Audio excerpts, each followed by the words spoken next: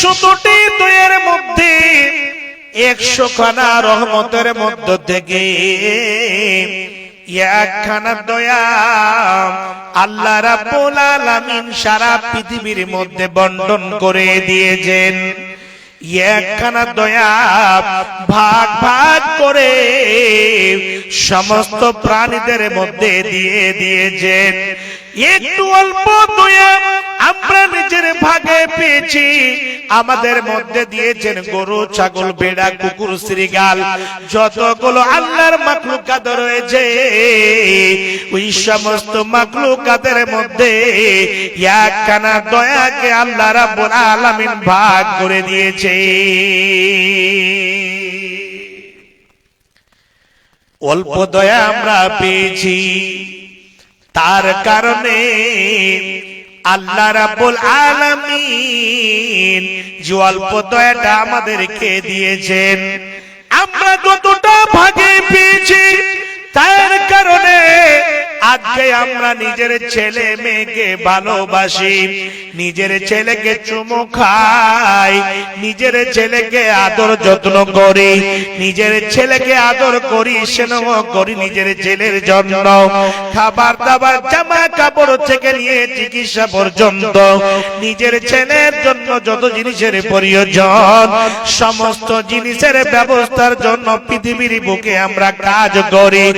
এই জমিনের বুকে মাথার ঘামকে পায়ে ফেলে ইনকাম করে আমরা নিজের ছেলে মেয়েকে খাবার দিই।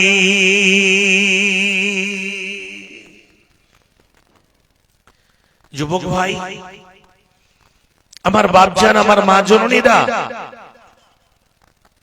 এই যে অল্প দয়া আমরা পেয়েছি,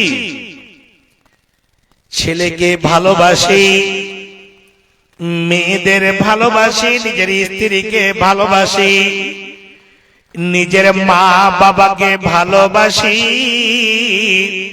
শুধু আমরা ভালোবাসি সেটা নয়, এই পৃথিবীর বুকে দেখতে পাবেন খাস করে যতগুলো প্রাণী রয়েছে, মানুষ থেকে নিয়ে জীব জন্তু পশু পাখি পর্যন্ত যতগুলো আল্লাহর মাখলুকাত রয়েছে, নিজ নিজ ছেলের সঙ্গে কত ভালোবাসা দেয়।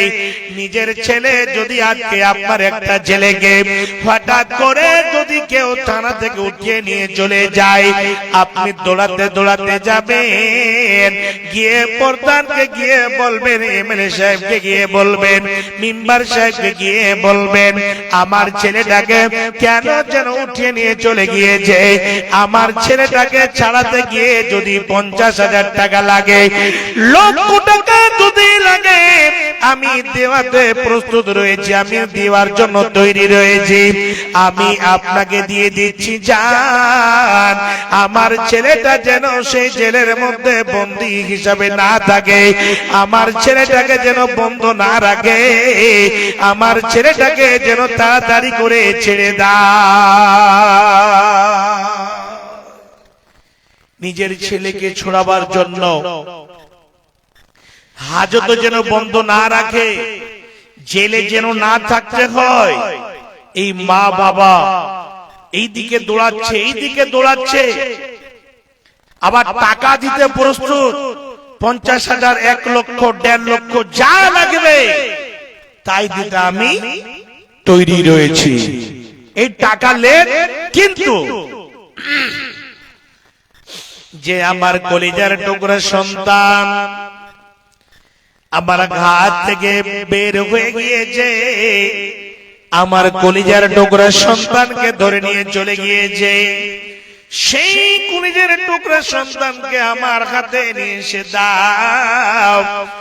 যতক্ষণ ছেলেকে না পাই ততক্ষণ পর্যন্ত মা বাবা বা ঘরের মধ্য থেকে আবার আগনাতে যায়, আগনা থেকে গলির দিকে যায়, আবার গলি থেকে বাড়ির মধ্যে যায়, এইরকম ভাবে টাপাটাপি করে এর কাছে যায়, ওর কাছে যায়। এই জায়গাটাতে বুঝতে পারা গেল আল্লাহ রাব্বুল আলামিন অল্প একটু এই যে একখানা দয়াকে কেটে কেটে ভাগ করে সমস্ত মাখলুকাতের মধ্যে আল্লাহ রাব্বুল আলামিন দিয়ে দিয়েছেন, অল্প ভাগ যে আমরা পেয়েছি, এর কারণে আমরা নিজের ছেলে মেয়েকে নিজের জীবন দিয়ে ভালোবাসি। নিজে না খেয়ে ছেলের মুখে উঠিয়ে দিই, নিজে না খেয়ে মেয়ের মুখে উঠিয়ে দিই, নিজে খাস করে শীতের মৌসুমে লেপের তলে না ঘুমিয়ে নিজের ছেলে মেয়েকে লেপের তলে ঘুমাবার আমরা ব্যবস্থা করে দিই। হে বাপজান আমার, হে যুবক ভাইরা শুনে রাখুন, এই জায়গাটা তো লক্ষ্য করুন, আল্লাহ রাব্বুল আলামিন কত সুন্দর করে একখানা দয়াকে সারা পৃথিবীর মধ্যে বন্টন করেছেন। তার জন্য এক অপরের সঙ্গে আমরা কত সুন্দর করে এইরকম ভাবে ব্যবহার দেখে কত সুন্দর করে আমরা মহব্বত প্রেম প্রীতি ভালোবাসা দিই।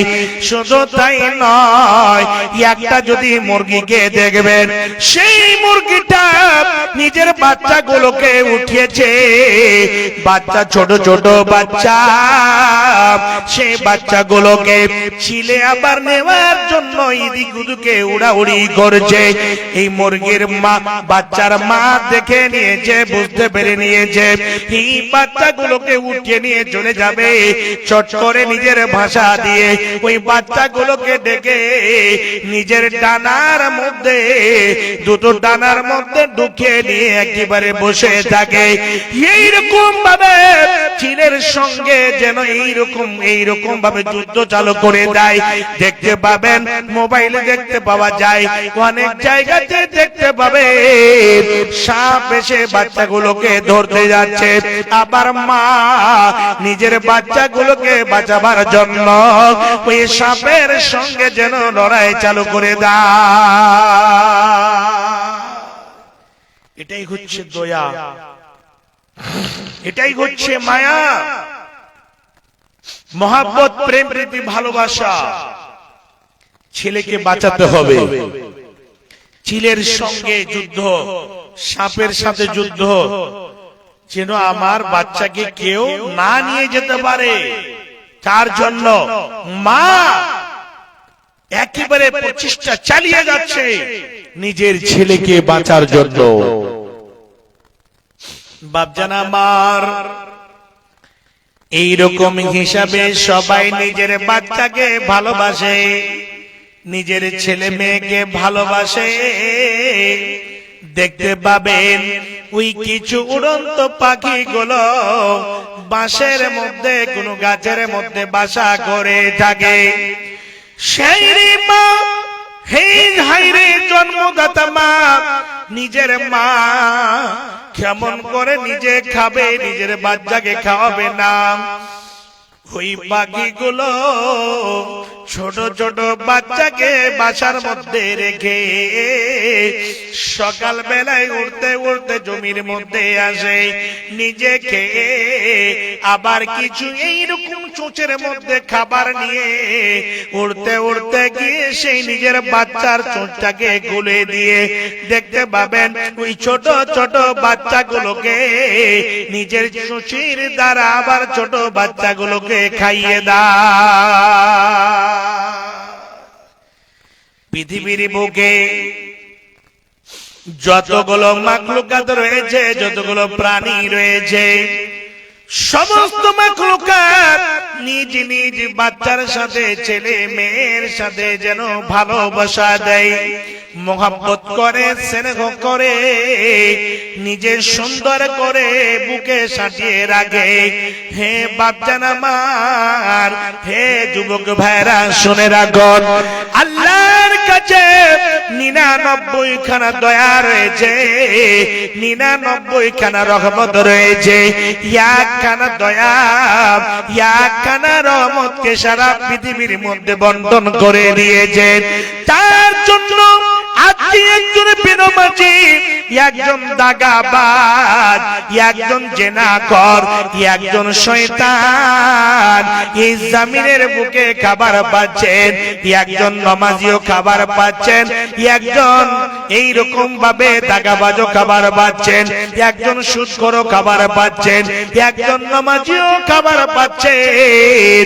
এই জমিনের বুকে যারা আল্লাহর একবারও নাম লয় না, 24 ঘন্টায় একবার সুবহানাল্লাহ আলহামদুলিল্লাহ মুখ দিয়ে বের হয় না, কখন ফজর হলো, কখন জোহর হলো, কখন আসর হলো, কখন মাগরিব হয়েছে, কখন ইশা হয়েছে, আবার এই রকম ভাবে রাত কেটে গেল, দিন কেটে গেল, একবারও আল্লাহর নাম লয় না, সেই বান্দা বান্দিরা জমিনের বুকে খাবার পাচ্ছে।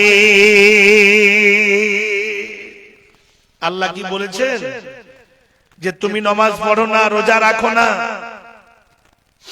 তুমি আমার আইন কানুন বিধি বিধানকে মেনে চলো না, আজ থেকে তোমার খানা বন্ধ করে দিলাম, আজ থেকে তোমার জন্য হাওয়া বন্ধ করে দিলাম, তোমার জন্য অক্সিজেন বন্ধ করে দিলাম। এই কথাটা কি আল্লাহ কোনদিন বলেছেন? আল্লাহ কত বড় দয়ালু। হে বাপজান আমার, আমাদের জন্য জমিন থেকে খাবার ব্যবস্থা দিয়েছেন, রুজির ব্যবস্থা দিয়েছেন। এই জমি থেকে যত জিনিসের প্রয়োজন এক এক করে আল্লাহ রাব্বুল আলামিন সমস্ত জিনিসের ব্যবস্থা আমাদের জন্য রেখেছেন। রুজি থেকে নিয়ে, জল থেকে নিয়ে, হাওয়া থেকে নিয়ে যা জিনিসগুলোর প্রয়োজন আমাদের রয়েছে, ওই সমস্ত জিনিসগুলো আল্লাহ রাব্বুল আলামিন পৃথিবীর বুকে রেখেছেন, একটা একটা করে ব্যবস্থা করে দিয়েছেন। হে বাপজান আমার, হে মা জননীরা, এই পৃথিবীর বুকে আমরা কেমন করে চলবো, আমরা কেমন করে খাবো, আমরা কেমন করে বাঁচবো, আমাদের এ টু জেড সমস্ত জিনিসের ব্যবস্থা আল্লাহ রাব্বুল আলামিন রেখেছেন। কিন্তু শুনে নেন, আমরা জীবনে আল্লাহকে চিনতে পারলাম না। আল্লাহ কেন আমাদেরকে এই পৃথিবীর বুকে পাঠিয়েছেন? জমিন কেন আল্লাহ সৃষ্টি করেছেন, আকাশ সৃষ্টি করেছেন, সূর্য চন্দ্র যত জিনিস আল্লাহ রাব্বুল আলামিন নিদর্শন হিসেবে রেখেছেন, আমাদের মাথার উপরে এক দুই করে 7 খানা আকাশকে ঝুলন্ত অবস্থায় রেখেছেন। কোনো পিলার নাই, কোনো খাম্বা নাই। হে যুবক ভাই, আল্লাহ রাব্বুল আলামিন এতগুলো জিনিস সৃষ্টি করলেন, আমরা বুঝতে পেরেছি আকাশ থেকে আল্লাহ রাব্বুল আলামিন কত সুন্দর করে পানির ব্যবস্থা দিয়েছেন। ওই বৃষ্টি দিয়ে, পানি দিয়ে জমি থেকে, মরা জমি থেকে ফসলের ব্যবস্থা দিয়েছেন। আল্লাহ বলছেন, বান্দারে তোমরা শুনে নাও, শেষের বেলায় একটা একটা করে বলছেন, বান্দারে শুনে রেখো, এই জমি কানা তোমাদের পায়ের নিচে আমি বিছানা বিছিয়ে দিয়েছি, বিছানার মতো বানিয়ে দিয়েছি। আবার শোনো, আমি আকাশকে তোমাদের মাথার উপরে ঝুলন্ত অবস্থায় রেখেছি। আবার আকাশ থেকে মধ্যে মধ্যে যখন প্রয়োজন হয় আমি বৃষ্টি দিয়ে থাকি, পানি দিয়ে থাকি। ওই বৃষ্টির দ্বারা এই মরা জমি থেকে তোমাদের জন্য রোজের ব্যবস্থা দিয়েছি। কিন্তু শুনে নাও, ফালা তাজালু লিল্লাহি আদাদা, বান্দারে আমাকে ছেড়ে অন্য কাউরির আগাদিকে মাথা নত করিও না। আল্লাহ বলছেন, বান্দা আমি তোমাদের জন্য সমস্ত জিনিসের ব্যবস্থা দিয়েছি, কিন্তু আমাকে ছেড়ে অন্য কাউরির কাছে যেও না। বাপজান, আমরা যে এতগুলো ভুল করেছি, আমরা গুনার মধ্যে ঢুকে আছি। সকাল থেকে বিকাল পর্যন্ত গুনাহ, বিকাল থেকে সকাল পর্যন্ত ঝুট আর ঝুট, আর মদ আর জুয়ার চারাস, আর বেঈমানি, শয়তানি, ডাকাতি, ধর্ষণ, জিনা, এতগুলো যে পাপ আমাদের মধ্যে রয়েছে। আল্লাহ কত বড় দয়ালু। আল্লাহ যদি চাইতেন আমাদের মতো পাপিষ্ঠ বান্দাদেরকে জমিনের মধ্যে ঢুকিয়ে দিতে পারতেন, কিন্তু সেটা করেননি। আল্লাহ রাব্বুল আলামিন প্রতি রাত নিচু আকাশে চলে আসেন। সহিহ হাদিসের মধ্যে বর্ণনা হয়েছে, বিশ্বনবী বলেন প্রতি রাত আল্লাহ রাব্বুল আলামিন আসমানে দুনিয়া অর্থাৎ নিচু আকাশে চলে আসেন। ওই নিচু আকাশে এসে ডাক দেন, কে আছো রে? হে নবগ্রামের বান্দা বান্দিরা, তোমরা গুনাহ করেছো, তোমরা তোমাদের কি কি জিনিসের প্রয়োজন রয়েছে, আমি আল্লাহ তোমাদের কাছে হাজির হয়েছি। কোন সময় আল্লাহ রাব্বুল আলামিন নিচু আকাশে চলে আসেন, রাতের 3 ভাগের 2 ভাগ যখন চলে যায়, রাতে 2টা 3টার সময় 12টার পরে আল্লাহ রাব্বুল আলামিন নিচু আকাশে এসে ডাক দেন, এসো তোমাদের যা জিনিসের প্রয়োজন রয়েছে তোমরা একটুবার এসে চাও। তোমরা যদি এসে বলো আল্লাহ আমাকে অমুক জিনিসের প্রয়োজন রয়েছে, যা চাইবি আমি আল্লাহ তোমাদের দেওয়ার জন্য প্রস্তুত হয়ে আছি, তোমাদেরকে দেওয়ার জন্য প্রস্তুত হয়ে আছি, তোমাদের ক্ষমা করার জন্য আমি তৈরি হয়ে আছি। শুধু এসে বলে দাও আল্লাহ আমাকে অমুক জিনিসের প্রয়োজন রয়েছে। সেই সময় রাতে 2-3টার সময় যদি আমরা এইরকম হাড় কাঁপানো শীতের মৌসুমে ওঠে সুন্দর করে উযু করে সুন্দর করে ঘরের কোণাতে যদি আমরা দাঁড়িয়ে 2 রাকাত নামাজ আদায় করতে পারি, বা গুটি গুটি পায়ে হেঁটে হেঁটে মসজিদে গিয়ে যদি 2 রাকাত নামাজ আদায় করতে পারি, আদায় করে হাত দুটোকে আল্লাহর সামনে আমরা উঠাবো, উঠিয়ে বলবো আল্লাহ রব্বানা যালামনা আনফুসানা, আল্লাহ আমি নিজের আত্মার উপরে জুলুম করেছি, আল্লাহ আমি ভুল করেছি, জীবনে কোনদিন আমি একটা নেকি দেখতে পাই না, সকাল থেকে বিকাল পর্যন্ত ভুল করেছি, বিকাল থেকে সকাল পর্যন্ত ভুল করেছি, জীবনের মধ্যে কোন একটা নেকি দেখতে পাই না, আল্লাহ তুমি আমাকে ক্ষমা করো।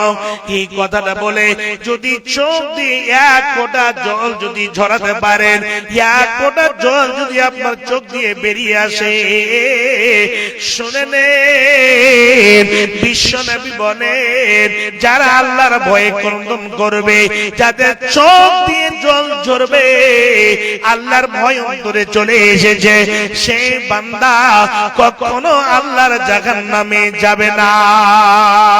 নারে তাকবীর। ভাই আওয়াজটা একটু খুলেন, আওয়াজটা খুলেন, আওয়াজটা আনছে তো, আওয়াজটা বাড়ান, প্রতি রাত সভা। তাহলে এই জায়গাটাতে বুঝতে পারবে আল্লাহ রাব্বুল আলামিন ইকো কম, আওয়াজটাকে খুলেন, বুঝতে পারছেন? ইকো দিলে ফের আওয়াজটা আনবেন।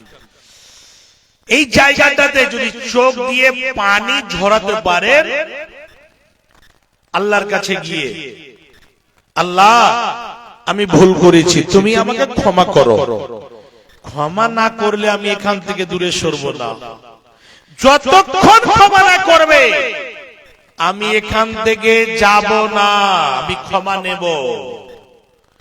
আপনাকে চোখ দিয়ে পানি ঝরাতে হবে, আপনাকে আল্লাহর সামনে গিয়ে অনুশোচনা প্রকাশ করতে হবে, আপনাকে নিজে আগে আল্লাহর আগা দিকে মুজরিম বলে সাব্যস্ত করতে হবে, আল্লাহকে বলতে হবে আল্লাহ আমি জিনা করেছি, আমি ডাকাতি করেছিলাম, আমি শয়তানি করেছি, আমি নামাজ পড়তাম না বা পড়ি না, আল্লাহ তুমি আমাকে ক্ষমা করো, আজ থেকে আমি নামাজ এখন থেকে চালু করে দিলাম।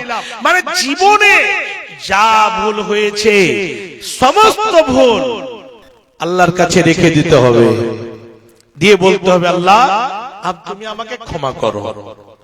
এই কথাটা যদি বলতে পারেন বা আমরা যদি বলতে পারি,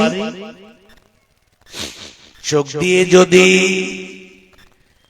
1 ফোঁটা জল বের হয়ে এসেছে, বিশ্বনবী বলেন যারা আল্লাহর ভয়ে ক্রন্দন করবে, কান্নাকাটি করবে, সেই চক্ষু আল্লাহর জাহান্নামে যাবে না। এই বান্দা আল্লাহর জাহান্নামে যাবে না, জাহান্নামে যাওয়া অসম্ভব। কেমন করে? যেমন ধরুন একটা গায়ের ওলান থেকে দুধ দহন করেছেন, গাভীর থান থেকে দুধ দহন করেছেন, দুধ দহন করে আবার যদি বলেন 1 কেজি বা 1.5 কেজি 2 কেজি দুধ হয়েছে, আবার ওই গাভীর ওলানে পুনরায় দুধগুলোকে ফিরিয়ে দাও। দুধ দহন করার পরে ওই বাটে কি আর দুধ ফিরানো যাবে? সম্ভব? নবীজি বলেন যেমন দুধগুলোকে বাটের মধ্যে ফিরানো অসম্ভব, তেমনি এই বান্দার জাহান্নামে যাওয়া তেমনি অসম্ভব। জাহান্নামে যাবে না। বিশ্বনবী বলেছেন আইনুন বাকাত মিন খাশিয়াতিল্লাহ, যারা আল্লাহর ভয়ে ক্রন্দন করবে, অন্তরে ভয় হয়েছে, রাত্রি 2টার সময় 3টার সময় 12টার পরে উঠে গিয়ে এইরকম ভাবে 2 রাকাত 4 রাকাত নামাজ পড়ে ডুকরে ডুকরে ডুকরে ডুকরে কান্না করছি, আল্লাহ মাবুদ আমি জীবনে অনেক ভুল করেছি, তুমি আমাকে ক্ষমা করে দাও, তুমি আমাকে মাফ করে দাও। এই যদি সুন্দরভাবে এইরকম আমরা তওবা করতে পারি, আমরা যদি এইরকম ভাবে অনুশোচনা প্রকাশ করতে পারি, আল্লাহ রাব্বুল আলামিন আমাদের খালি হাত ফিরিয়ে দেবেন না, আল্লাহ রাব্বুল আলামিন আমাদের ক্ষমা করবে। আল্লাহ বলছেন বান্দারে তোমরা যদি এসে আমার সামনে এসে যদি অনুশোচনা প্রকাশ করো আর বলো আল্লাহ আমি জীবনে আর ভুল করব না, এই কথাটা বলে যদি তোমরা তওবা নাসুহা করতে পারো, আমি আল্লাহ তোমাদের সমস্ত গুনাহগুলোকে ক্ষমা করে দেব। পৃথিবীর বুকে যত গুনাহ রয়েছে আল্লাহ রাব্বুল আলামিন বলেন বান্দারে যারা এইরকম গুনাহ করে করে নিজের জীবনটাকে কয়লার মতো করে দিয়েছো, কালি করে দিয়েছো, নিজের লাইফের মধ্যে জীবনের মধ্যে একটা নাকি দেখতে পাও না, শোনো কুলিয়া ইবাদিয়াল্লাযীনা আসরাফু আলা আনফুসিহিম লা তাকনাতু মির রাহমাতিল্লাহ। বান্দারে এই জায়গাটাতে আল্লাহ রাব্বুল আলামিন বিশ্বনবীকে বলছেন হে মুহাম্মদ যারা এইরকম ভাবে গুনাহ করে করে করে করে নিজের জীবনটাকে নষ্ট করে দিয়েছে, কুলিয়া ইবাদি আল্লাযীনা আসরাফু আলা আনফুসিহিম, যারা এইরকম ভাবে গুনাহ করেছে নিজের জীবনটাকে নষ্ট করে দিয়েছে, শেষ করে দিয়েছে, আল্লাহ বলছেন তাদেরকে বলে দাও লা তাকনাতু মির রাহমাতিল্লাহ, আমার রহমত থেকে তারা যেন বঞ্চিত না হয়ে যায়, আমার রহমত থেকে তারা যেন নিরাশ না হয়ে যায়। আল্লাহ বলছেন বান্দারে ইন্নাল্লাহা ইয়াগফিরুয যুনুবা জামিআ, তিনি হচ্ছেন maaf করনে वाला, তিনি হচ্ছেন ক্ষমা করনে वाला, অত্যন্ত দয়ালু ক্ষমাশীল। হে যুবক ভাই, হে বাপজান, আমরা মদের আড্ডায় পড়েছিলাম, জোয়ার আড্ডায় পড়েছিলাম, জেনার আড্ডায় পড়েছিলাম, জীবনে নামাজ পড়েনি, জীবনে রোজা রাখেনি। বাপজান আমার, হে মা জননী, একবার যদি আমরা আল্লাহর কাছে গিয়ে সুন্দর করে মাথা নত করতে পারি, আল্লাহর কাছে গিয়ে যদি ক্ষমা চাইতে পারি, আল্লাহ রাব্বুল আলামিন আমাদের সমস্ত গুনাহগুলোকে ক্ষমা করে দেবেন। আল্লাহ রাব্বুল আলামিন ক্ষমাশীল, maaf করনে वाला। আমাদের ডিউটি হচ্ছে গুনাহ করা, কিন্তু আল্লাহর ডিউটি হচ্ছে ক্ষমা করা। আল্লাহ রাব্বুল আলামিন নিজের কাছে 99 খানা দয়া রেখেছেন, আল্লাহ রাব্বুল আলামিন নিজের কাছে 99 কেন রহমত রেখেছেন। আল্লাহ রাব্বুল আলামিন আমাদের সমস্ত গুনাহ ক্ষমা করে দেবে। 11 মাস পুরো বছর হচ্ছে 1-2 করে 12 মাসে বছর। আল্লাহ রাব্বুল আলামিন নিজেই কোরআনের মধ্যে বলছেন ইসনা আশরা শাহরান ফি কিতাবিল্লাহ। আল্লাহ রাব্বুল আলামিন 12টি মাস দিয়েছেন। এরাবিক মাস যদি আপনি বছর গণনা করেন তাহলে এরাবিক হিসাবে প্রথম মাস হচ্ছে মুহররম। আর জানুয়ারি মাস হিসাবে ইংরেজি হিসাবে যদি পিএম আর এএম যদি নিয়ে যদি গণনা করেন তাহলে বছরের প্রথম মাস হচ্ছে জানুয়ারি। আচ্ছা, এখানে কত যুবক ভাই আপনারা এই প্রথম জানুয়ারি পালন করেছেন, পিকনিক খেয়েছেন? বলেন তো, খেয়েছেন? পিকনিক খাননি? মোরগ জবাই করে খাননি? কচাননি? করেননি?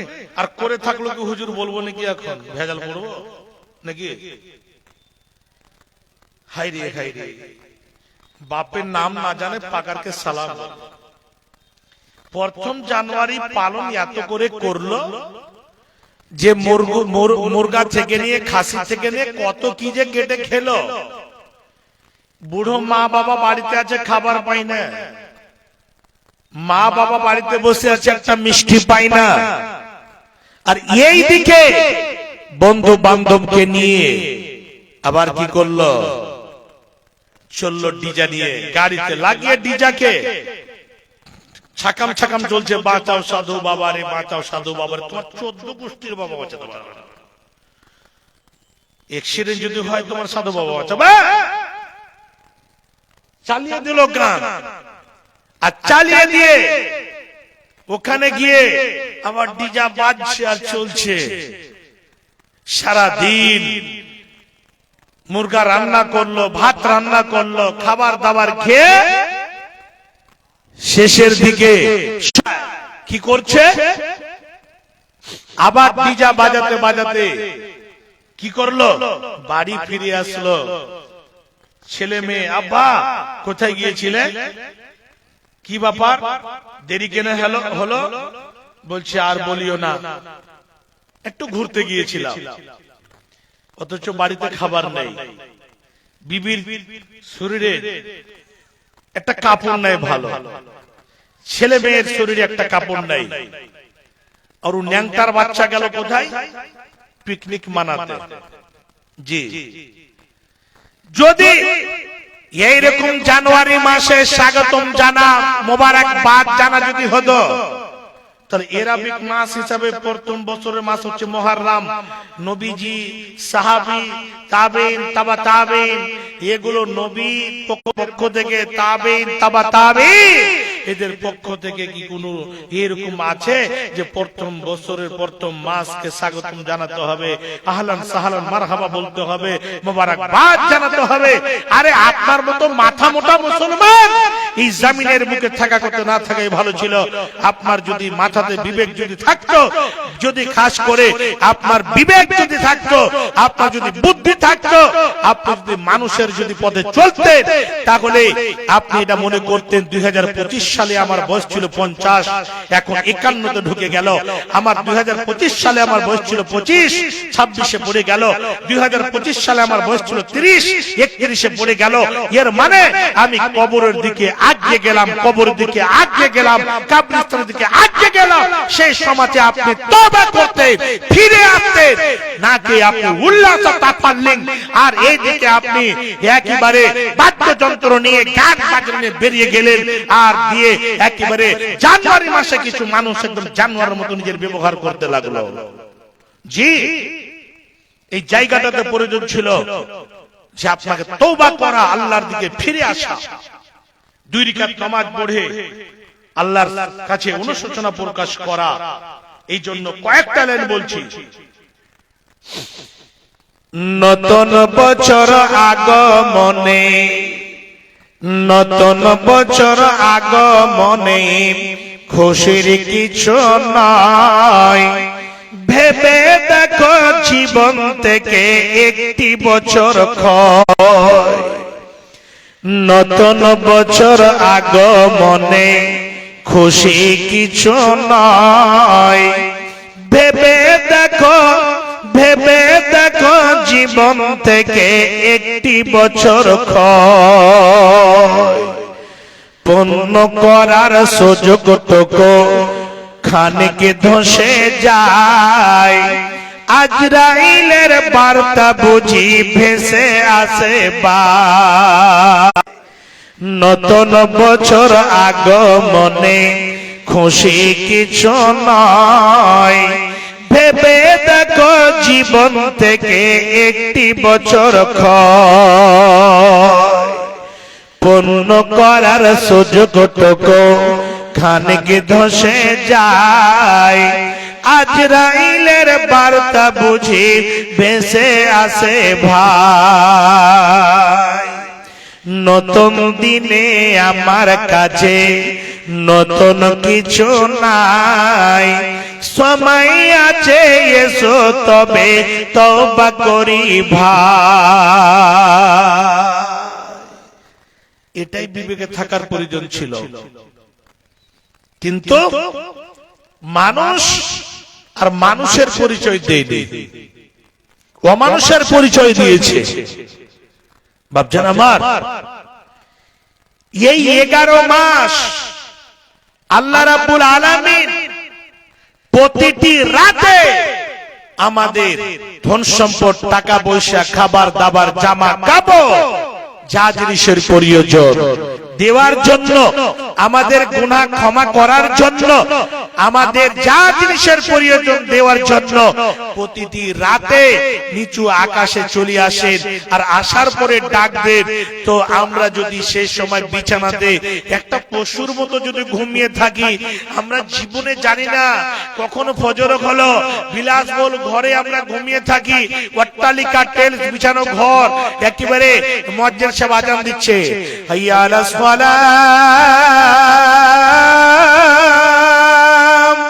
আসসালাতু খায়রুম মিনান নাওম। কানে পড়ছে? কানে পড়বে না কেন? সীসা লাগিয়ে, একেবারে গ্লাস লাগিয়ে রেখেছে, আর লাগিয়ে দিয়ে আর কি আজানের ধ্বনি যায় কানে? সকাল 8টার সময় ঘুম ভাঙছে। বুঝতে পারছে কেমন করে হবে? এই জায়গাটাতে যদি আমরা সুন্দরভাবে একটু জেগে আল্লাহর কাছে তওবা করতাম, ক্ষমা চাইতাম, আল্লাহ রাব্বুল আলামিন প্রস্তুত রয়েছে ক্ষমার জন্য, ক্ষমা করার জন্য তৈরি রয়েছে। 24 আওয়ার্স, 24 ঘন্টা আল্লাহর গেডাউন কোনদিন বন্ধ হয় না, কোন সময় বন্ধ হয় না। কোন সময় আল্লাহ বলেন না যে না এখন আমার একেবারে আমি একটু অন্য কাজে ব্যস্ত আছি, তুমি আমাকে ডাকিও না। এটা কথা আল্লাহ বলেছেন কোনদিন? বলেন না। 11 মাস নেকি বদি 2 জন ফেরেশতা লেখেন, এটা জানা আছে? প্রত্যেক মানুষের 2 কাঁধের উপরে 2 জন ফেরেশতাকে আল্লাহ রাব্বুল আলামিন নিযুক্ত করে রেখেছেন। করেছেন? শুনেছেন? আলেম ওলামা আপনারা তো জানছেন। ডান ঘাড়ের ফেরেশতা নেকি লেখেন, বাম ঘাড়ের ফেরেশতা গুনাহ লেখেন। আবার আরেকটা খুব বিরাট বড় অফার কি, কেউ যদি নেকির ইচ্ছা করে তাহলে ইচ্ছাটা করেছে, এখনো নেকি করেনি, তার আগে লিখে নেয়। জি, আর কেউ যদি গুনহার ইচ্ছা করে যতক্ষণ পর্যন্ত সে গুনহা না ততক্ষণ পর্যন্ত লিখবেন না। জি, তো 11 মাস 2 জন ফেরেশতা নেকি বদি লিখে। এ রমজান মাসকে কেন্দ্র করে আল্লাহ রাব্বুল আলামিন নিজে তৈরি হচ্ছেন, প্রস্তুতি নিচ্ছেন, প্রস্তুত হচ্ছেন। নবীজি বলছেন যখন রমজান মাস চলে আসে আল্লাহ রাব্বুল আলামিন ফেরেশতাদেরকে ডেকে বলেন, সুন্দর করে পরামর্শ করেন, মিটিং করেন, হে ফেরেশতারা তোমাদের কাছে 1-2 করে ডাক দিচ্ছি, শুনে নাও।